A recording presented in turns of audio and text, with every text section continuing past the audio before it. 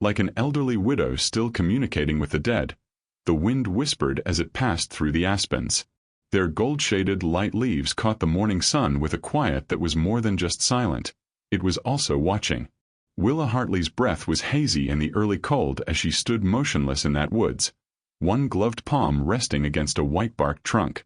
As she did every morning before the town woke up, before the gossips prepared their tea and muttered her name like a wound, she had come for firewood. But this morning something had changed. A sound had drawn her, a cry, high-pitched, thin, raw. Not fox nor fawn. It came again, sharper now. A child. She moved toward it, step by cautious step, her right boot dragging slightly through the dry leaves. Her limp was more noticeable when she was tired. Or afraid. The forest thickened around a hollow where snow hadn't yet touched. There, caught between the roots of a crooked pine and a mossy log, lay the source of the cry. A boy. Maybe 8 or 9. His leg twisted at an unnatural angle, blood pooling in the dirt beneath a rusted iron trap. Teeth sunk deep into brown flesh. He saw her and bared his teeth like a cornered animal. She froze. He was Comanche. And she was a Hartley. White. Settler stock.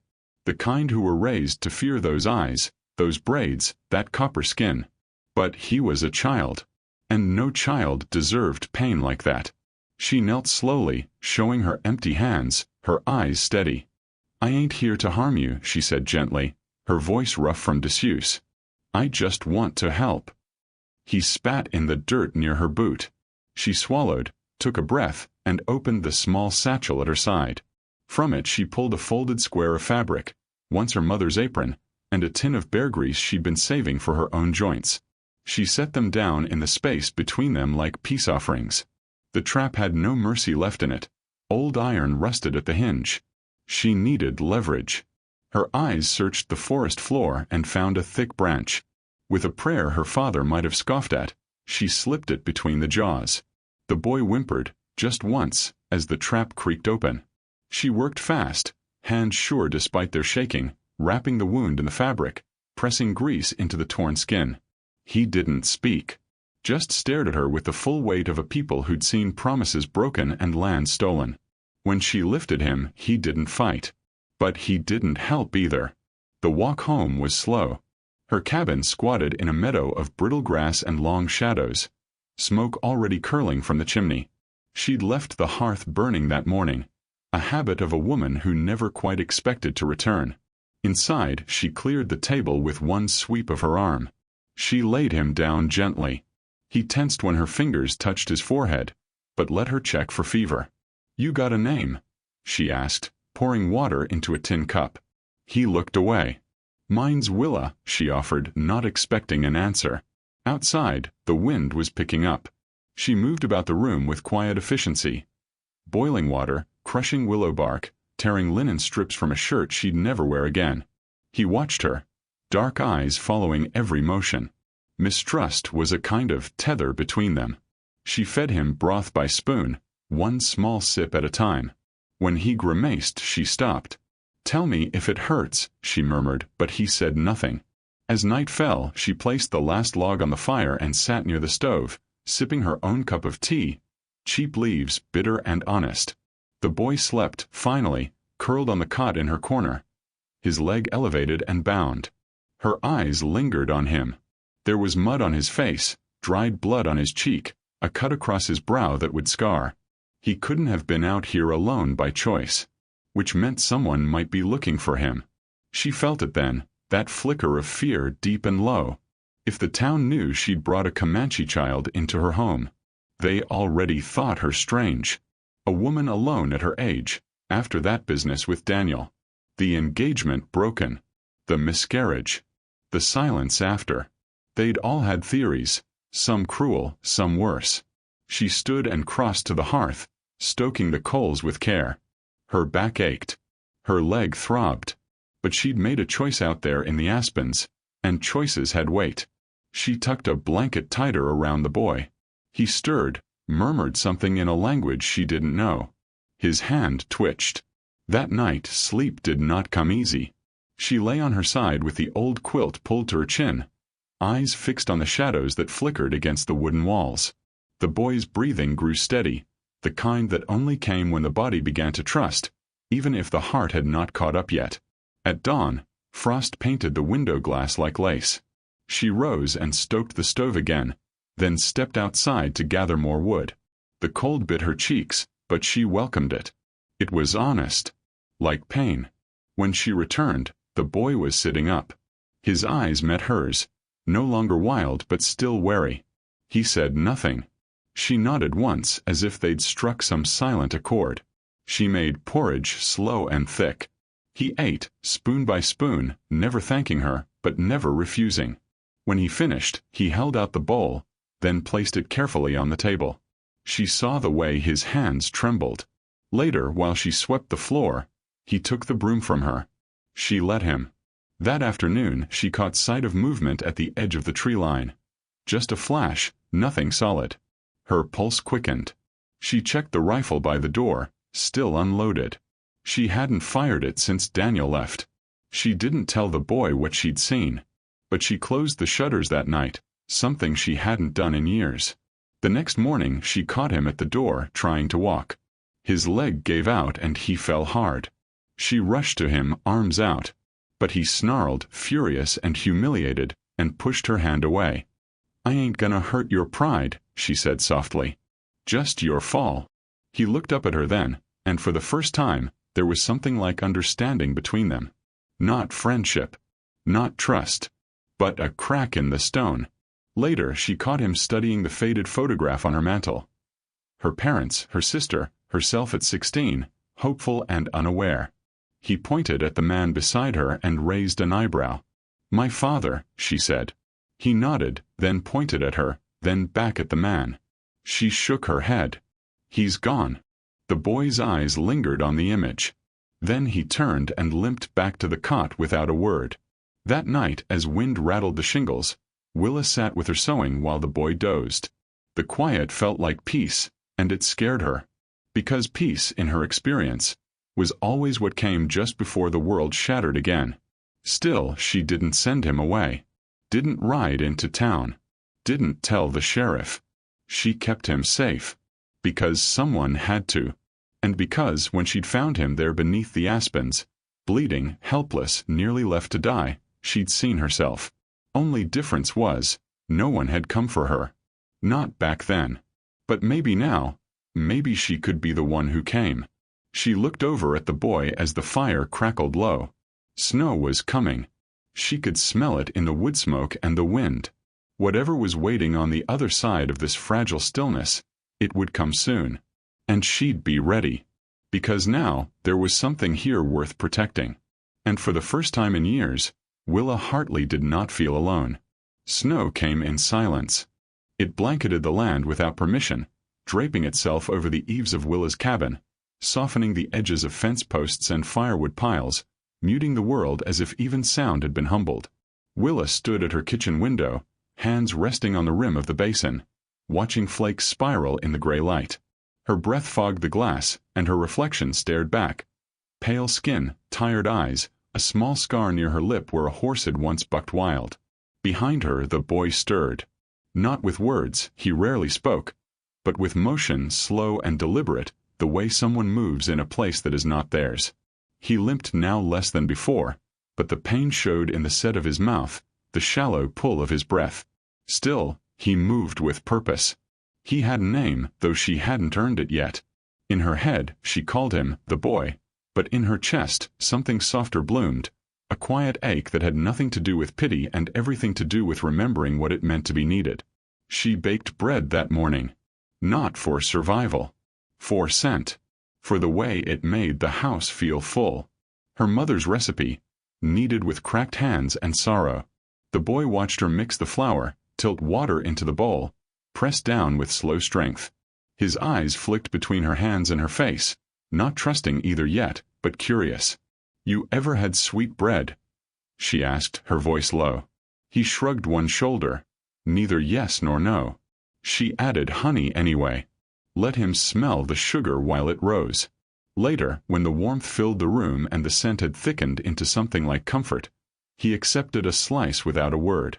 He ate slowly, licking the crumbs from his fingers with small, deliberate care. She didn't smile, but she felt something tug at the corner of her soul, like the first chord of a hymn long forgotten. He helped her patch the window where a crack had spread down like a lightning strike. She showed him how to measure, how to fit the wood flush. He mimicked her movements with a surprising steadiness. She said, "Good," when he pressed the nail in straight. He didn't look up, but she saw his throat tighten, as if the word hit somewhere deep. The town was a day's ride south, but its whispers reached far. 2 days ago, Ruth Bailey had passed her on the trail to the mill and narrowed her eyes. "Saw something strange," she'd said, her voice tight as corset lace. "Brown-skinned boy near the tree line, not a mile from your place.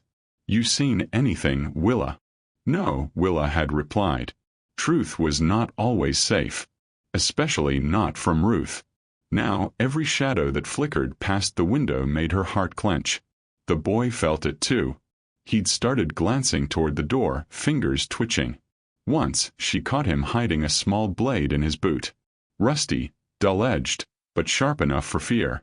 "You think someone's coming?" she asked him as they worked together that afternoon, folding linens and setting them in a crate by the stove. He met her gaze, only for a moment, and nodded.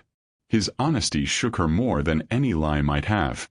That evening, while the bread cooled and the light turned golden long, she told him a story.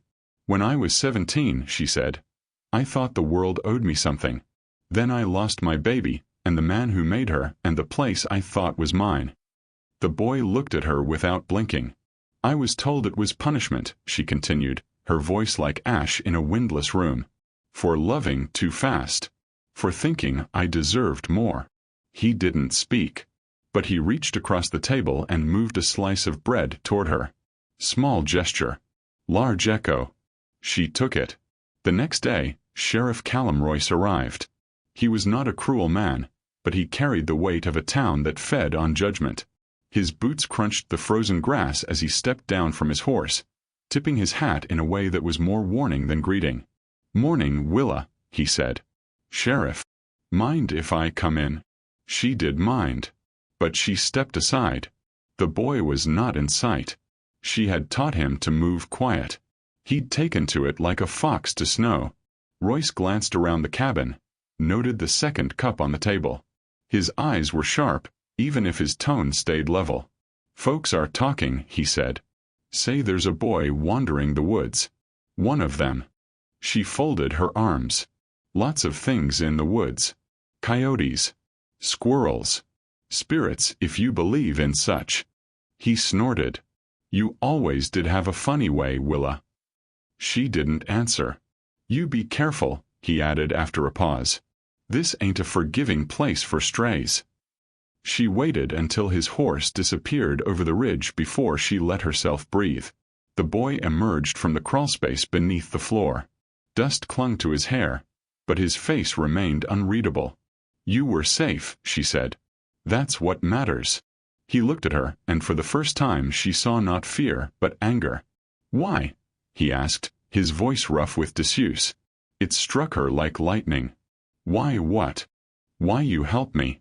She sat down slow, hands trembling against her skirts. "Because you needed it," she said simply. "Because no one helped me. Not when it mattered." He studied her a long while, then nodded once, as if filing something away.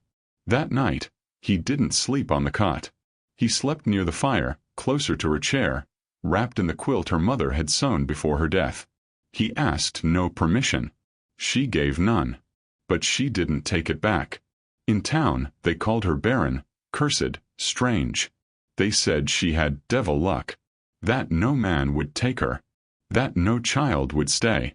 But now, in the small warmth of her firelit home, a boy who had lost his people, or been lost by them, had chosen to stay.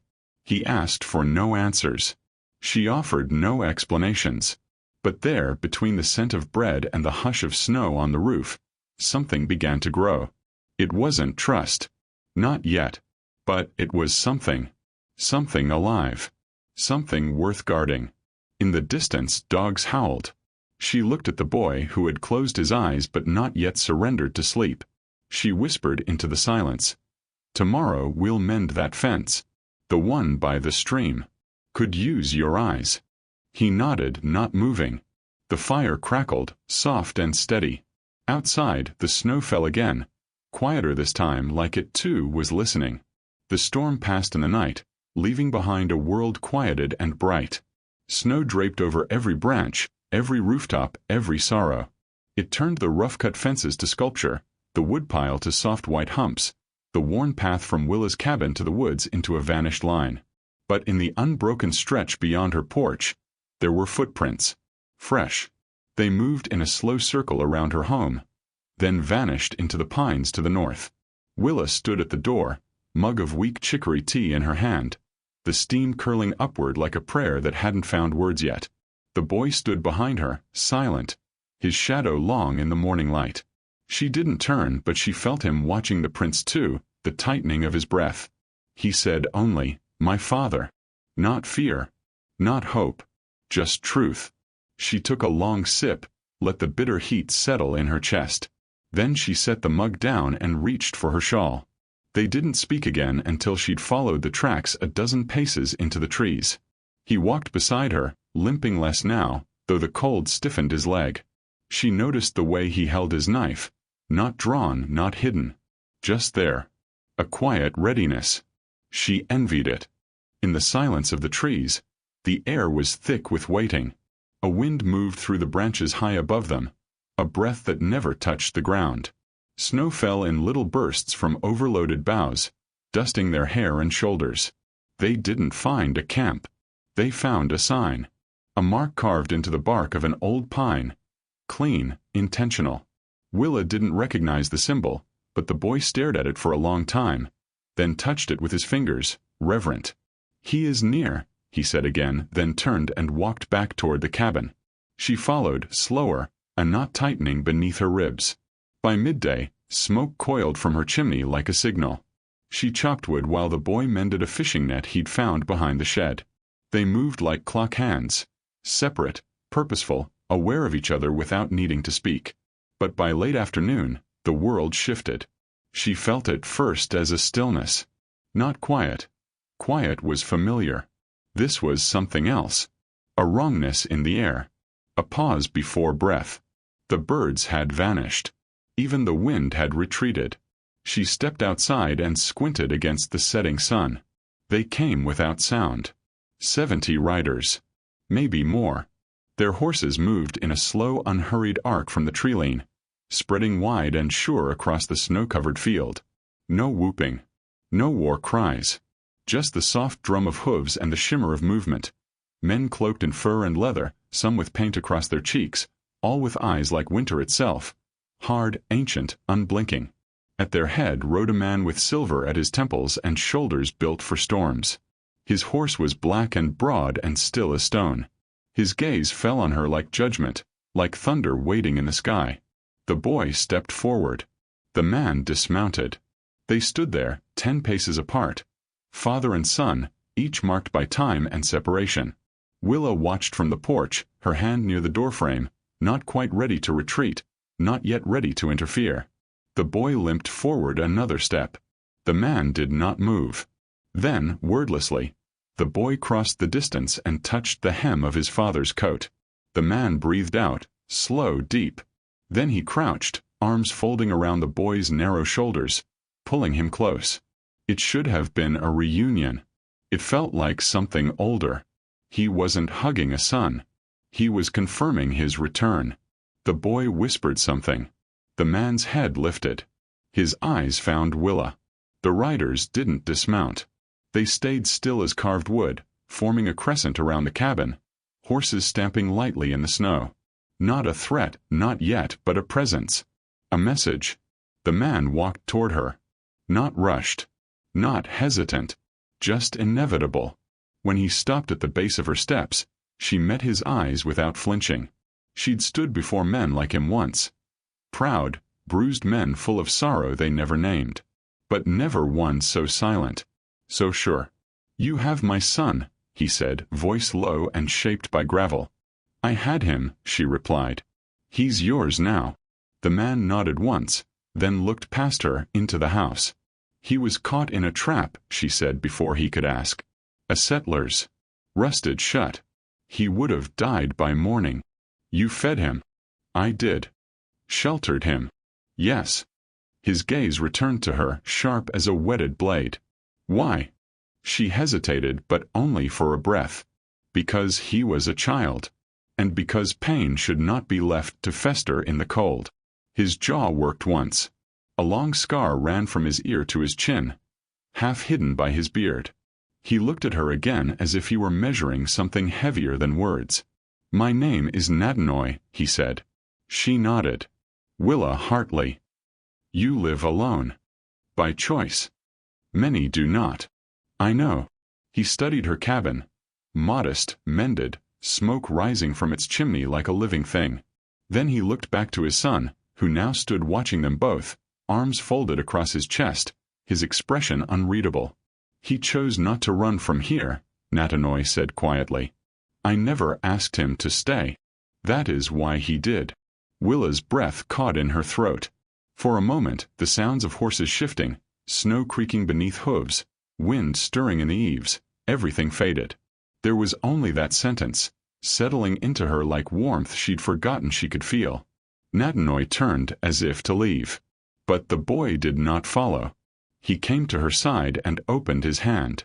In it was a small object, a feather wrapped with a bead and a string of threadbare cloth.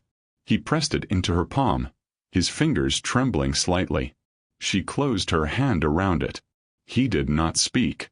But he nodded once, and in his eyes she saw something beyond language, a thank you not meant for the ears but the soul. When the riders turned back toward the pines, they moved as one. Nadinoy mounted last. He looked back only once, his face half-shadowed by dusk. Willa stood there long after they vanished into the trees, the feather clutched in her hand, the snow deepening around her boots. Behind her, the fire still burned. She stepped inside, shut the door, and leaned against it, her shoulders trembling with a weight she hadn't known she carried. The boy was gone.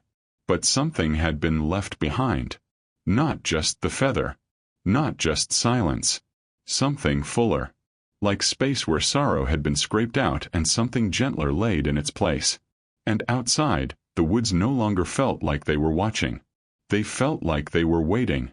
The days that followed were hushed. Willa moved through them like someone waking from a dream they weren't sure had ended. The boy was gone, but his presence lingered, in the empty cot, in the careful stack of firewood he'd helped her build, in the bead-wrapped feather she'd tucked into the mantel above the hearth. She found herself reaching for 2 cups in the morning, still slicing bread thick enough for a child's appetite. The cabin felt too quiet, as if the silence had grown teeth. She didn't return to town. Not after the riders. Word would spread soon enough. Ruth Bailey would find her scandal in the snow, and Sheriff Royce would come knocking with questions and warnings and looks that didn't quite meet her eyes. Let them. The boy was safe. She had done what she believed was right. And for the first time in years, that belief was louder than her shame. Still, she stayed alert. Something stirred at the edge of her world. Not danger exactly, but a sense that the story wasn't finished. She felt it in the wind that swept down from the hills, in the way the snow no longer muffled sound but carried it farther. Something was coming. It arrived 3 days later. She saw the smoke first, a rising column to the east, too narrow to be fire, too intentional to be accident. Not a threat. A signal. By the time she reached the ridge, her legs aching with each uneven step, she saw them gathered in the hollow, the Comanche seated in a wide half-circle around a low fire that burned blue and still. Horses stood tethered in the trees. No weapons drawn. No war paint. Just watchers, wrapped in furs and silence. At the center stood Nadinoy. His presence was the same. Quiet, immovable, built of earth and long memory. But there was something different in his posture, in the way he looked at her as she approached. Not suspicion. Not distance. Recognition. Tiva was there, seated beside a woman whose braid was streaked with silver. His eyes caught Willa's and he didn't smile. Not exactly. But there was something in the way he inclined his head, like he'd expected her to come. Like he knew she would. She stepped into the circle, heart pounding in her chest like hooves on dry earth. Natanoi spoke first. "My son asked that we honor you," he said, his voice carrying low but clear. "We do not give such things lightly." Willa glanced around the circle, feeling every eye on her. She didn't know the customs. She didn't know if speaking would offend or waiting would. "I'm not sure I deserve honor," she said, voice catching. "But I'll listen." Natanoi nodded. He gestured, and an older man stepped forward with a bundle wrapped in deer hide. He opened it to reveal a sash, hand-woven, dyed deep red and blue, the colors of mourning, she guessed, and maybe healing too. The man held it out. Willa didn't move. Natanoi spoke again. "My wife died to settler bullets. My people buried children in ground that was not ours. You know this." "I do," she said softly. "And yet, you chose to care for a child not your own. Not of your blood. Not of your people. That is not small." "I didn't do it for thanks," she said. "Which is why it matters." The silence stretched. The wind shifted, stirring the fire into a brief crackle. Then the older man stepped closer and laid the sash across Willa's shoulders. Careful, almost reverent. It smelled of smoke and cedar. "You may walk our land," Natanoi said. "You may speak in our name, if ever the world grows deaf. That is what this means." She stood very still. Inside her, something old and rusted moved. Not pain, not regret. Something lighter. Something unnamed. Tiva rose. In his hands was a small bundle, tied with horsehair string. He stepped to her and held it out. "For your fire," he said. She took it. Opened it. Inside was a carved figure. Rough wood shaped into a woman standing barefoot, a braid down her back, a hand reaching outward. It wasn't perfect. But it was her. She looked at him, at the boy who had come into her world by accident and changed everything.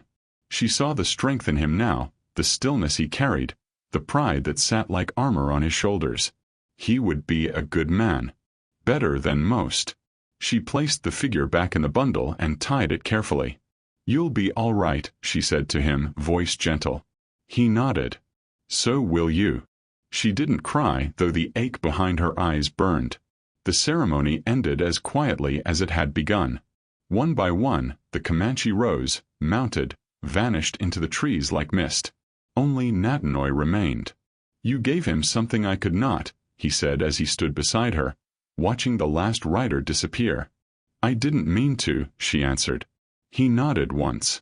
"Meaning is not always required. Only action."